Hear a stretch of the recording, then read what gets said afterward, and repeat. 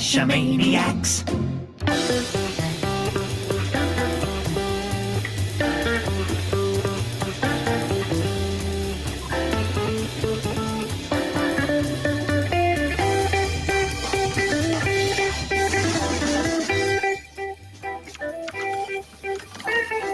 Geo Gearheads. Welcome to episode 403 of the Geo Gearheads. I'm Daryl W4, back as usual with my co-host, Chris of the Northwest, and special guest, Magma 1447. Man, I'm having problems with that today. I am so sorry. Magma Back to the show. liquefied rock in 1447 as in the year he was born. Right. Sometimes it feels like I'm that old, but not really. Oh. And Magma is actually an acronym of my first and last real name. Oh, there you go. So At it was 3 in the morning, it feels like you were born in 1447. My eyes feels like that. Well, thank you for losing sleep to be with us this morning. Kind of morning. I would actually call it night, but that's me. It is still technically night, I think. Yeah. 3 a.m. is still night, right? I consider it night. Yeah. So that works. Until the sunrise. I'm not sure when it rises, actually. Well, I can tell you that here it's going to rise at 7:19 a.m. No idea what it is over there. 6:50. So, okay, so you get an earlier sunrise. Mm-hmm. Yeah. But for those who might not recognize you, because it's been quite some time since you've been on the show, you are the developer behind project-gc.com.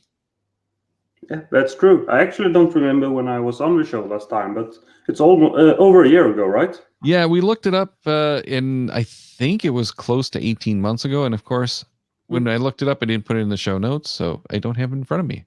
But yeah, it's been quite a long time. It's been quite a busy year for you. And we'll talk about kind of what's been going on since then. But because it's been so long, we figured it would be appropriate to go back and touch on the basics. So what is Project GC? Yeah, Project GC is, simple said, it's a third-party geocaching site.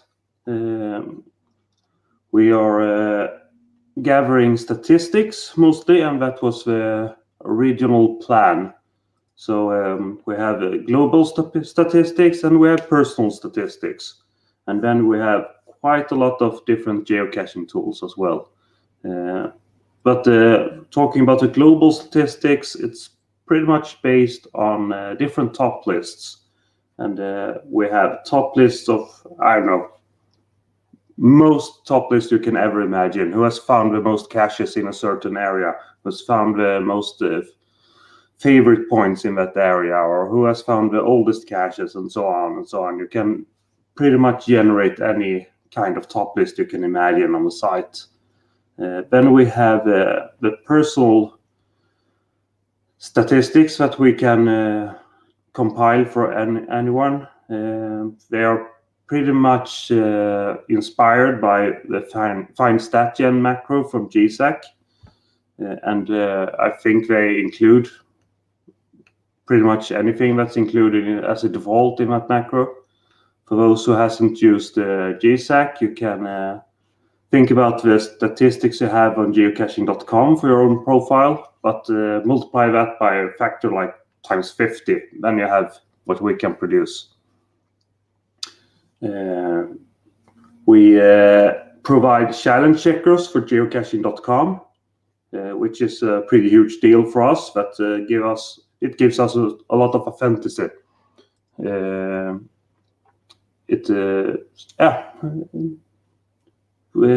you know, or as many know, challenges was off for 2 years or something.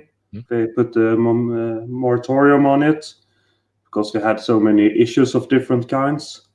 And during that period, we had discussions with geocaching.com, and requiring challenge checkers solved a lot of issues for them. Most of all, suddenly challenge caches became very binary.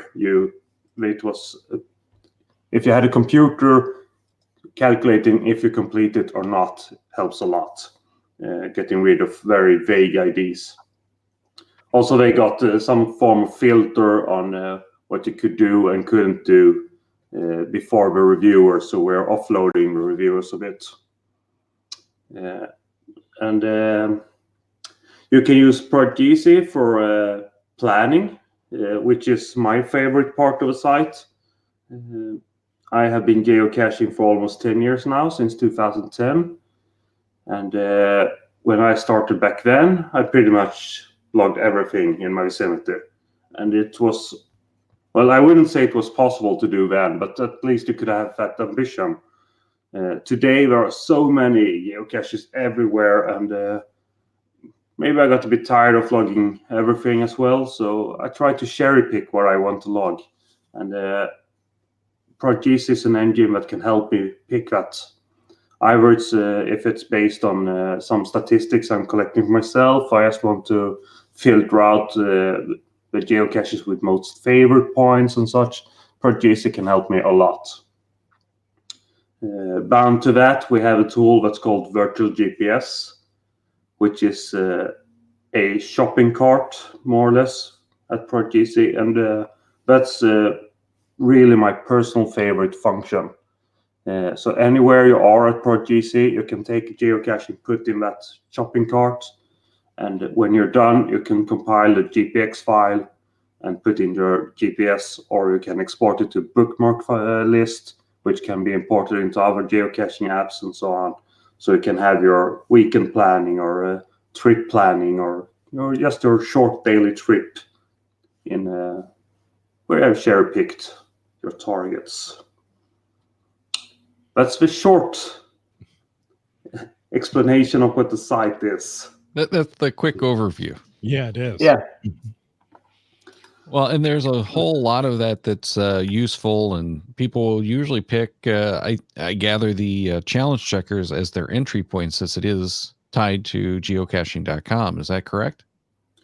Yeah, that and the personal profile statistics, actually. I think for many people who hasn't heard of ProjectGC, the challenge checkers might be a way for them to enter the site for the first time, because they are linked in cache descriptions.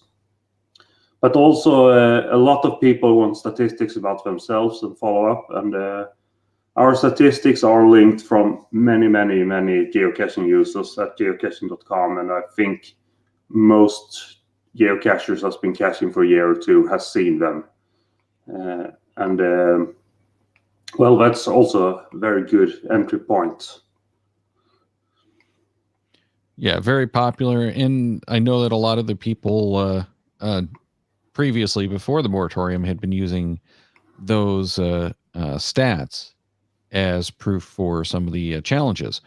And then they also had the challenge checkers beforehand gave you, and still do, that nice block of text that you could paste in to your log.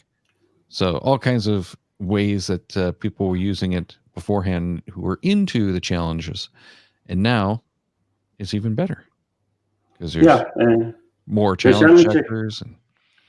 Oh, go ahead. Sorry. Yeah, no problem. The challenge checkers are actually created by the community. We only created an engine for it. So we have an internal API that certain users who has applied for access can write small scripts for, which then check statistics. And for example, if a challenge could be log 100 geocaches in New York City, then they can go through your finds and check that the state, New York City must be a state, right? Or is it a county? It's a county, maybe. Well, I'm obviously not from the US. Regardless, it's a state. So yeah, New York City is a city within the state of New York. Oh, so that's just a city. It's not even a county. I don't know what the county is. I'm sure it's also New York, because that would just be confusing enough to make it real. Yeah. Okay, so let's say 1,000 fines in the state of Texas instead. That's much easier for me. Okay. Then I know it's a state at least. Nice. So then we have, someone writes a script that just loops your fine and checks if the state is Texas, then increase the counter. And well, in the end, if there's 1,000 fines, the checker returns yes, the user fulfills the requirements, and it can also output, just as there says, a short line saying yes, the user fulfilled this with maybe 1,224 fines. The requirement of 1,000 fines was completed on this date, or something like that. It differs a bit since it's a community writing these scripts. Also, many of the scripts are very generic written, so they can be used to check for both state Washington and state Texas or something else. Yeah, the reports you get out of the scripts are usually pretty good, pretty complete. You completed, this many fines in this state on this date, and here they are if you need them. Magnus, we have a question from our listeners. This comes from Ian. This is who do I get a hold of to start building my own challenge checkers? You contact our support if you want to create your own scripts, and you will get a what's it called, a templated answer, where you pretty much get a trial test or whatever you call it. Pretty much like you apply for a job, you might send in a code test, for example. It's quite easy. It's not like that. If you answer it, it more or less proves that you have read the geocaching guidelines around the challenges and that you understand them, and that you have some form of insight in how our system works. If I recall correctly, it's 3 questions where it's pretty much like create a checker for these 3 or tell why you shouldn't. And some of them might be, for example, that the Avis challenge isn't allowed for these reasons. I haven't written that test myself, so I'm not 100% certain, but I think you will complete the test in less than an hour if you already have knowledge about challenges in a deeper level, so you know what is allowed and not. Nice. Ian says, "Sweet, I appreciate it. I'll send in my job application." Welcome. Make sure you include a cover letter and references. Yeah, Oh, a full CV. Yeah, looping back to the New York thing, GSN times 2 in the chat says that New York City is considered the county seat of 5 counties. New York County, which is Manhattan, Kings County, Brooklyn, Bronx County, the Bronx, Richmond County, Staten Island, and Queens County, which is Queens. There's missing a parenthesis in the end. Yeah, well, I think he ran into the limit. Yeah. Yeah, YouTube does have a limit of what it does for comments, and I think he found that. And then he also asked, does GCHQ directly support Project-GC? Oh, I don't really know how to answer that, because I think he would have to elaborate. But HQ doesn't really have support for Project GC, but we do have a cooperation, or a cooperation, yes. So they definitely support that the site exists. And you are an API partner. You're not doing scraping or anything, so you don't have to worry about that part. We even have our own specialized API that we have paid for. So and an agreement that's a written agreement that's multiple longer than other partners have. That was my next question, is do you have access to, I was going to say more functions of the API, but apparently you have a separate API for the challenge checkers and to do these other things that Geocaching HQ is asking? Not yes and no. Obviously, we have other API functions. Since I said that, we also have. We are the only partner that I know of that has access to lab cache data, for example. But for challenges actually we don't need our specialized API. The thing with Project GC is that we cache, not geocache, but cache as store. Maybe that's easier for English-speaking people, but a lot of non-computerized people from Sweden have a bit of different understanding cache versus cache. But anyway, so we cache most of the data, and a lot of the functions in our specialized API is based on having incremental updates instead of having to fetch all logs for geocache, which could be 10,000s each time. We can say we need new logs we changed logs since last time.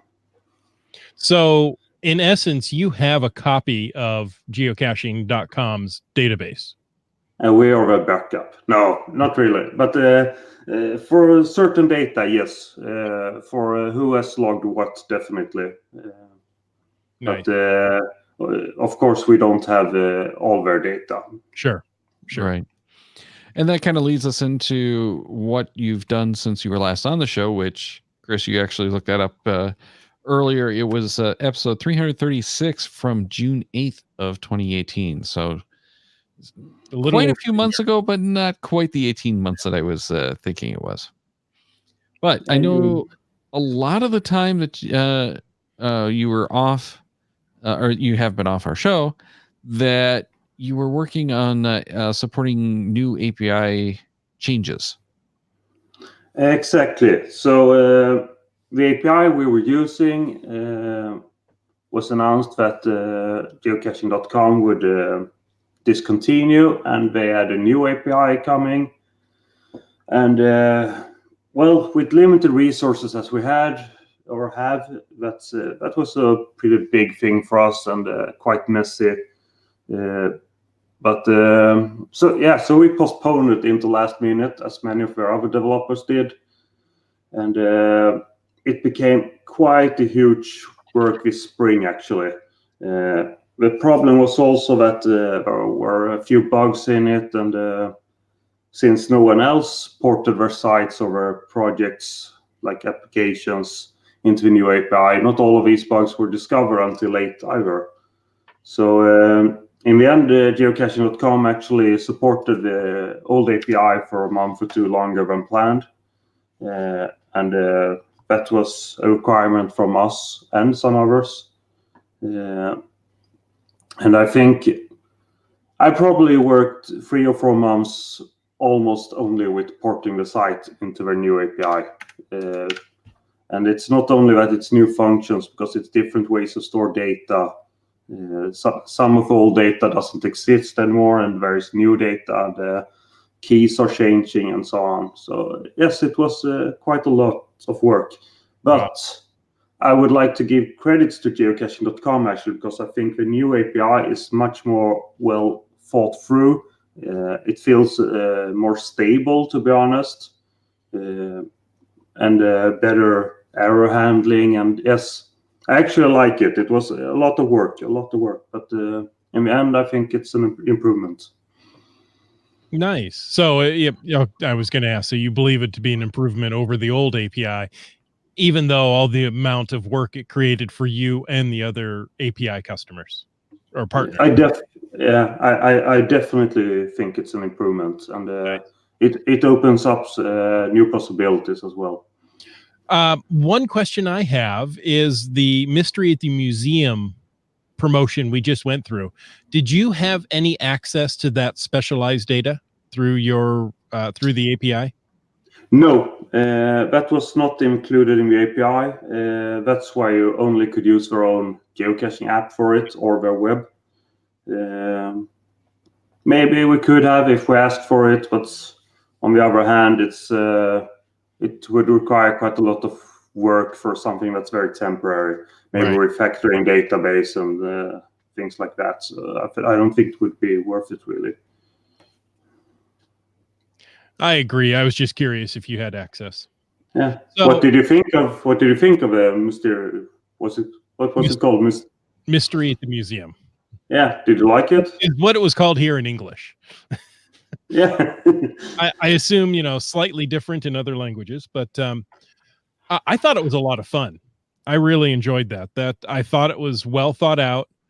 Putting the virtual clues into the caches made it interesting. You just didn't go on a cache run. You had to be thoughtful and plan ahead and say, "Oh, I need this clue, and this clue, and they're in these caches. Here, make this path." So, I like the concept as well. Actually, I think it's one of the better this far. Mhm. The only thing I didn't like was that I couldn't plan ahead enough, because in the Right. beginning you only, no, I don't recall exactly, but you needed to collect 3 different attributes, right? Right. 2 of each or something like that, and you could plan that from home. Mhm. But then you didn't know what happened on next level, and you couldn't see where to collect those. Right. So we did the first 2 or 3 parts in one day, up until you just needed 35 finds. And we were driving around forward and backwards, and because we don't have a lot of unlocked caches in our vicinity. Right. So that created a bit of extra frustration.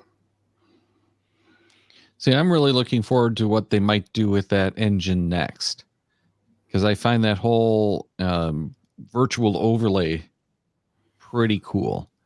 So I don't know what they're going to do with the next one or how they're going to do it, but I'm imagining it could be a completely different game, and maybe even something like find the they don't tell you which one is the right one, and you just have to kind of randomly go out there and find it. Maybe. Not sure I would like that, since again, even though I live in Sweden's third biggest city, I don't have many unlocked geocaches. Right. Which Well, and makes that's it my an problem issue. too. I've cached out the area, but there's so much I think they might be able to do with this engine, the way that it sounds like it was designed. So we'll find out what the next one is, and the next one after that, hopefully. But they do kind of indicate at geocaching.com that they want the API partners involved next time. So we are definitely not going to see it in like a year or so, or until like a year or so, I think, just because they have to get the API partners up to speed first. I haven't followed up on that, but I can understand if we have gotten a lot of criticism because you couldn't use the geocaching app you're used to, but we're forced into their own application, which I personally don't even have installed. I had my girlfriend looking into that app because she had used it a bit at least while I was just driving. So well, and I'm wondering if all they even do is like a web app that you pop open in the API partners app. That's not really going to do what we want it to do, but that might be the extent of their integration with the API partners. Yeah, we'll hopefully see. it's more, but I'm not ruling it out. It's exciting, at least. I like the concept, and of all the souvenir hunts they have made, this is the only one that I felt was actually spent time on. The other ones were more like log a cache of higher rating, or log something with favorite points, or just log an amount. Well, this was more interesting. One since the Friend League that I think really had an impact, and the Friend League I think will have more of an impact, and I'm hoping that as they build that out, because I'm understanding that they are doing that to the point where you can do some, maybe not personal, but maybe organizations have the ability to do their own challenges within that app, within that portion of the website. And I'm hoping that they roll that out to the API partners as well, because that could be a lot of fun. Yeah, it would definitely be interesting to follow, at least. Yeah. Yeah, think of what you could do with that as someone who's organizing something like Moga. If you could build the scoring right into geocaching.com, that would save everyone a whole lot of time. And give you real-time stats. Now, the problem for someone like Moga is you have to actually do some validation, right? With those stamps or whatever. And so, what are we doing at Moga? Because I haven't been there. Sorry, Moga is Midwest Open Geocaching Oh, shit. I think it is, but it was a competition. Yeah. So it's kind of like, a. I'm trying to say road rally, but it's not. It is like, find the most geocaches for this class kind of thing. But GSM times 2 reminds us that it's no longer the friend league. It's now the leaderboard. It has been renamed. Okay. And Ian says it's Midwest Open Geocaching Adventure. He's not 100% sure, or I should say it was, because it is gone now. So is that at an event, or is it something more global? It was one of the original events, and it started off in Missouri, like St. Louis area, and grew and grew and grew and moved around a few times, but it was probably 50 or 60 caches like the first year. And it kept growing, and different types of caches, different types of challenges, and you had to compete to get the medals or whatever in each class. So there's a few other ones like that, but I don't know of any others off the top of my head. Short of one in Europe, I can't remember the name of it. I want to say it was Geolympics, but I don't think that's right. That one I want to say is England, but yeah, I was thinking England, but I wasn't sure. I don't think it's England. For some reason, I'm thinking it's Germany. So Germany are the crazy ones. I think it's Germany as well. Well, I know Germany has done a number of the competitions, but I don't know if they're still doing them. So yeah. And by crazy ones, I mean Germany is as big in geocaching as the United States is. Yeah, crazy as in obsessed crazy, not crazy as in, go see a psychologist. And it's a much smaller country, so yeah, they are very overrepresented in geocaching.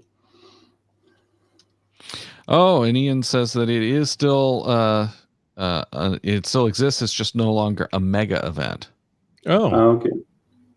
So that's good to know. Oh, and GSM times 2 says the Texas Challenge is competitive, and he's absolutely right. I totally forgot about that one. But Caches Across Maine, I think, actually retired. That was not really a caching event challenge thing, but it was the end point, I think, or no, I think it was a start point of the challenge. Yeah. There's also what's the one Wooden Radio does? Caching across. I thought that was Caches Across Maine or Maryland. I said Maine. Yeah, I meant Maryland. Because they stole our Cam moniker back in the day. They had it first, but we didn't know. So I know that's been taking up most of the time for the last several years, and you're actually a full-time developer, correct? Outside of Project GC? Yeah, at least I'm full-time employee. I don't know if it's full-time developer because I have a lot of other stuff to do as well. So, but we know that's what I work. Yeah, that's what I work with. The only thing I work with, pretty much.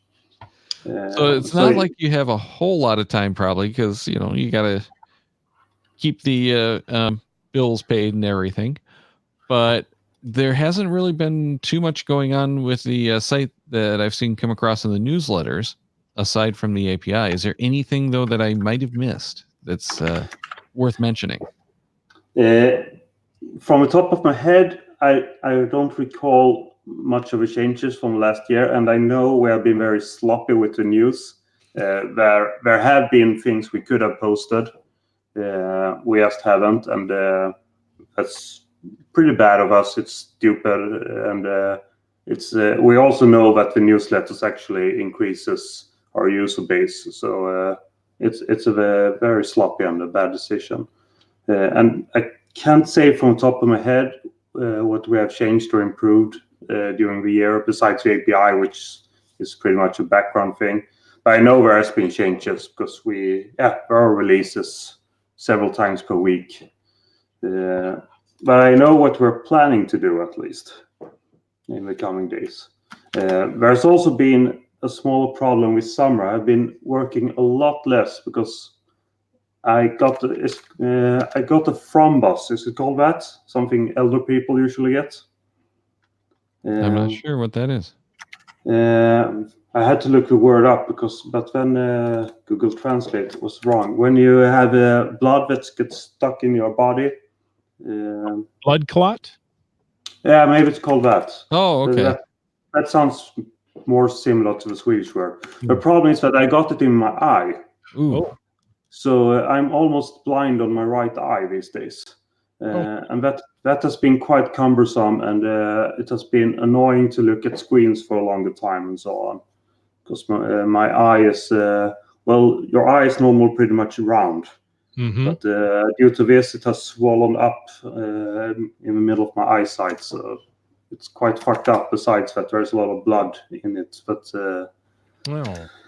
ruins my sight or eyesight. Eek. That's So, awful. So during the summer, I have been trying to stay off the computer as much as possible, actually.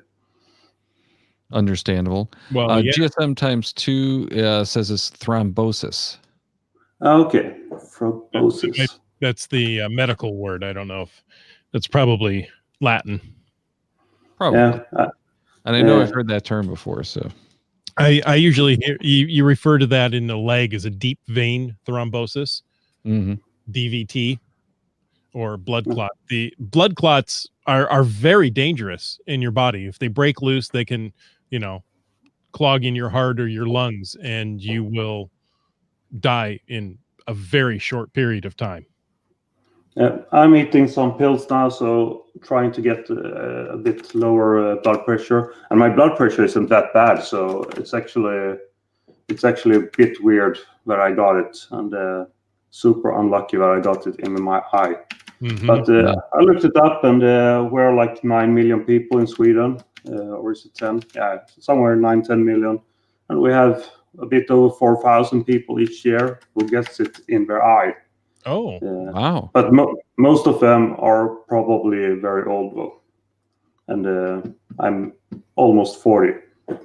So it was a bit too early. All right. Snapper, you.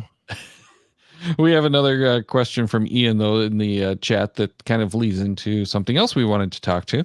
And Ian says, I'm assuming that this has been discussed before, but has it ever been considered to add the possibility to manually refresh stats on demand? For example, if I go on a cash run for counties, could I manually request a stats refresh to update the counties I got during the day and make sure I hit them all before I go home?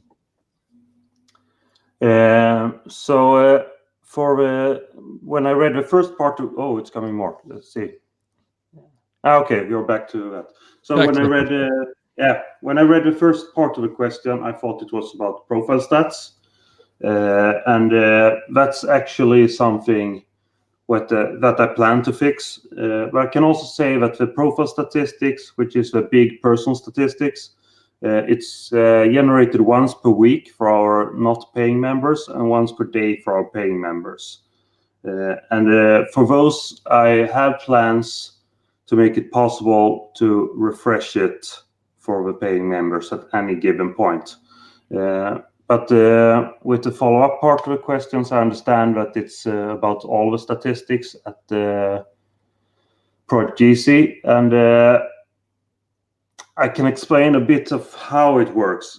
Whenever a user enters Project GC, if you haven't used the site for a day, you go in there. Project GC says, "Oh, this user hasn't been there for a certain amount of hours."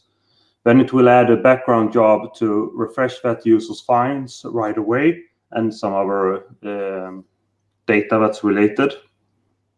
And that data will enter into our database system slowly while the user uses the site. So generally, we do have the latest finds from a user. The problem is that some of the parts of the site use a different database cluster where we replicate all the data into it every 4 or 6 hours.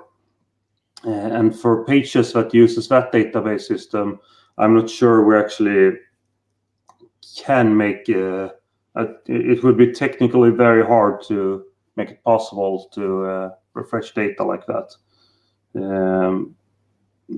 Probably something we should look into, but I think it's hard because it's very expensive to update the data in that database system, but it's very easy to collect data from it. I'm trying to think at the same time. But I understand the need, of course. Right.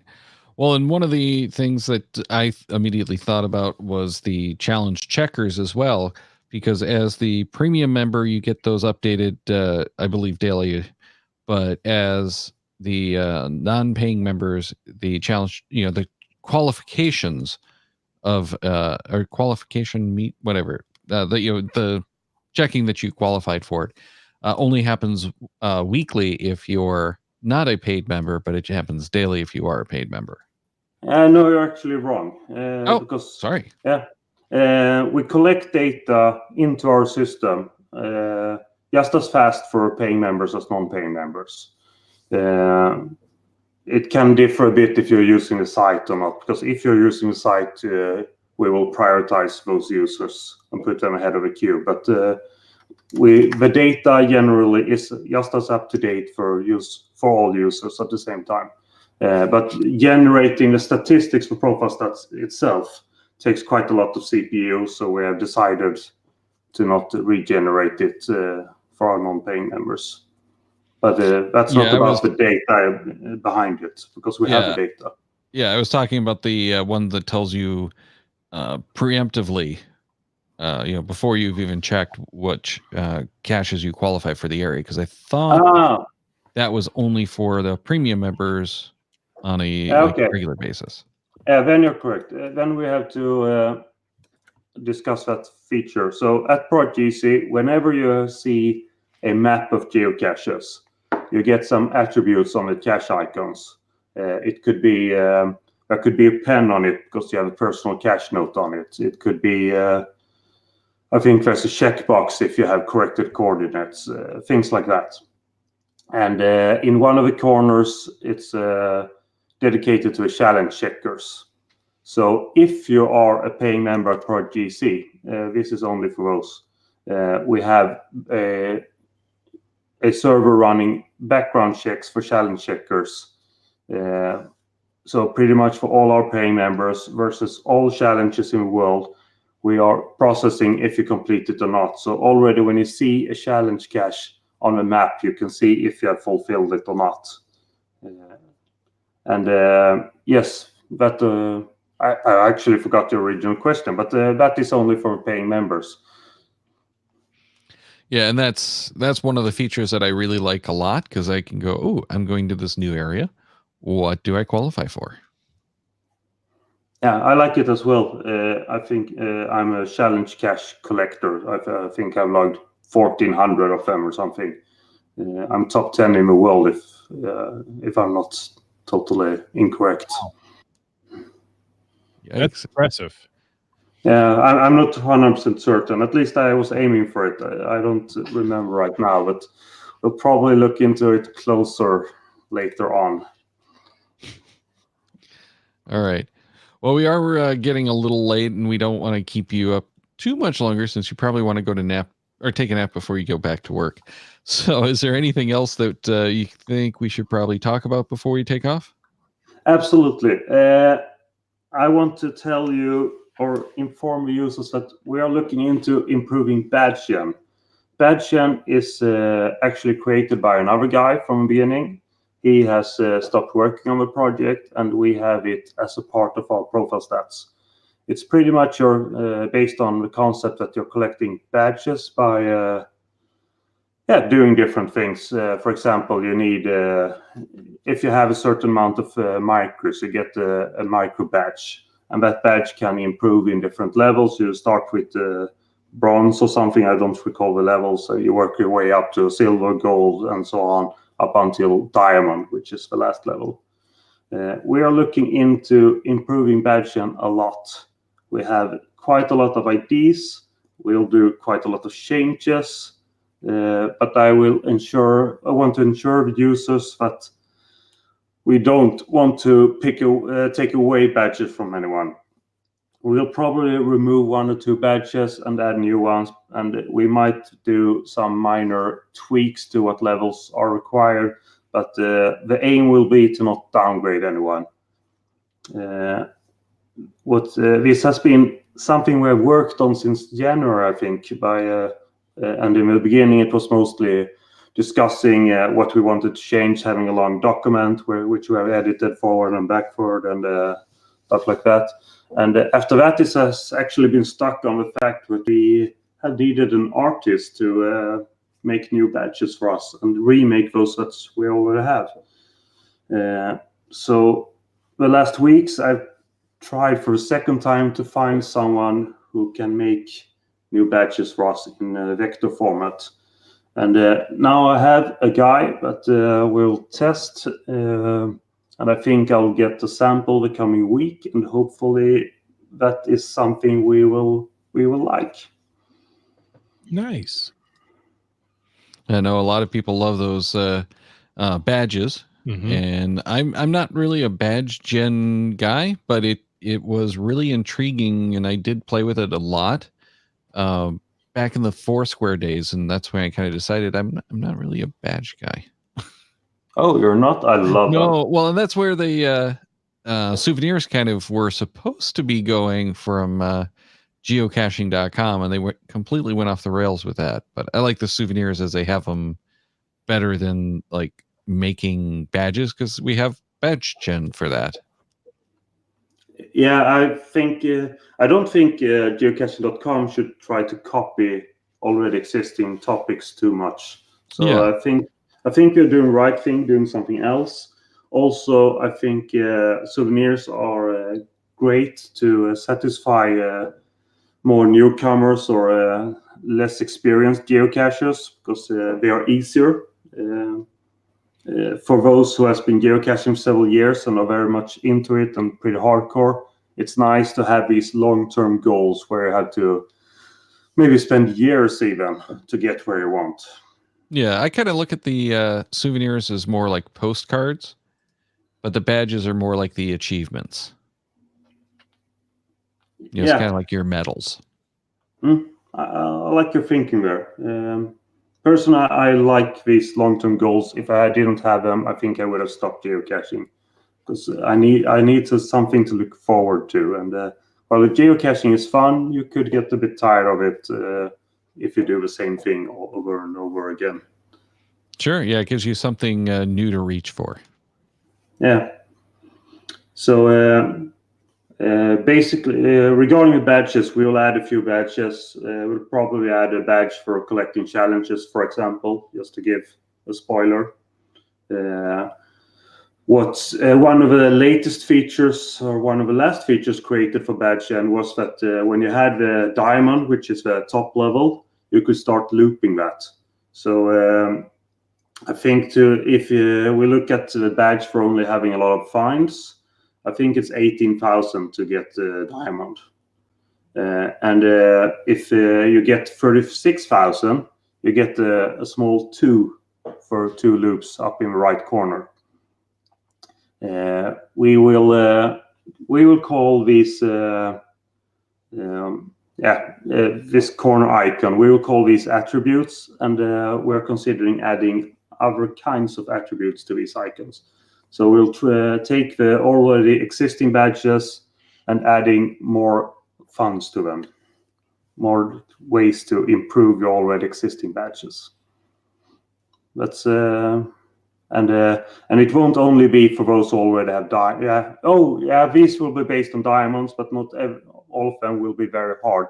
We expect a lot of people to, as soon as we've implemented this, we expect a lot of people to get some of these attributes already from the start. It's not something that we are not only trying to do something that will take several years for everyone to collect, but just trying to add a few more angels at it. Nice. That'll be fun. I look forward to seeing what you come up with. Yeah, so do I. I just hope we get some new batches in vector format for us, so we can start working on the fun part of it, implementing it. And GSM times 2 says, it seems to me that Project-GC is really is really a driving force for geocaching and is a great asset. Thank you for founding it. Yeah, thank you for those kind words. It makes me very happy, and yeah. And one thing that I just realized we didn't mention, this is all happening in web browsers. So it is compatible with, like Macs, Windows, Chrome OS. It's a little tough to do sometimes from the phone, but you can usually do it from the phone even. It could definitely have better phone support, especially for some parts. But yeah, it's built and meant to be used at the computer at home, and as a preparation for geocaching trips, more or less. But for some small things, you can definitely use it in the field. Mm-hmm. I use it for Delorum map pages as I'm making sure, yes, I found the one that, is. Yeah, the challenges. Yeah. So things like that on my phone. Otherwise I always use it on the computer. So yeah, but the map for that is pretty sucky at the phone, I guess. It's not the best, but it works. Yeah, it's viewable in an emergency situation, but right. Yeah. So, anything else? We have 3 minutes left or something. I think that's it. Magnus, thank you so much for getting up and staying up with us. I realize this is not an easy thing for you to do, and we really appreciate it. Well, I appreciate being online with you guys. I just wish it was 2 hours earlier or 2 hours later. That would be. So you should look into moving. Okay, yeah, we'll look into realigning time zones for you. Yeah, maybe you should move to New York. Is that better? Well, no, I'm in the New York time zone. The problem is Chris is on the West Coast, so maybe we need to move out to the West Coast, and then we're, What if we all move to Hawaii? Even better yet. You can move to Germany. I think Hawaii is nicer than Germany as far as weather. It's nicer geocaching in Germany. No doubt. Okay, we'll give you that. Hey, folks, thank you for listening to Daryl and Magnus and I talk about Project GC. If you find this interesting, if you like the show, give us an Apple Podcast review. Just pop in there. Give us an honest one. Of course, we want 5 stars, but we're not asking for 5 stars. We're asking for honesty. Tell us what you think. But be nice and give us 5 stars. No, I'm joking. Well, next week we're doing episode 404, which we're going to title Episode Not Found. And we'll leave it at that. Just Episode Not Found. And then October 6th, we're going to have Sven on from geocaching.com to talk about GIF 2019. So that's going to be pretty cool because we're going to get a little bit of information about GIF or GGIF and everything behind that, including hosting the events. So make sure to check that show out October 6th and send us your comments, questions, and general feedback to geogearheads@cachemaniacs.com by October 1st, please, so that we can get them to him and he can get stuff prepped. But again, that's geogearheads@cachemaniacs.com. And I like Sven. And if you like Sven the same way I like Sven, we'll all get along. Until then, make sure you check the Cachemaniacs website at cachemaniacs.com for more on the GeoGearheads, including show notes for this and all of our episodes. We love hearing from our listeners. So leave us feedback by emailing geogearheads@cachemaniacs.com or through the many channels of social media. Your support helps keep the Cachemaniac shows coming. Please consider becoming a patron through the link on our website to support the Cachemaniac shows. GeoGearheads is produced by Chris Umfenauer and Daryl Wattenberg. The show's copyright 2019 by Daryl Wattenberg. All rights reserved.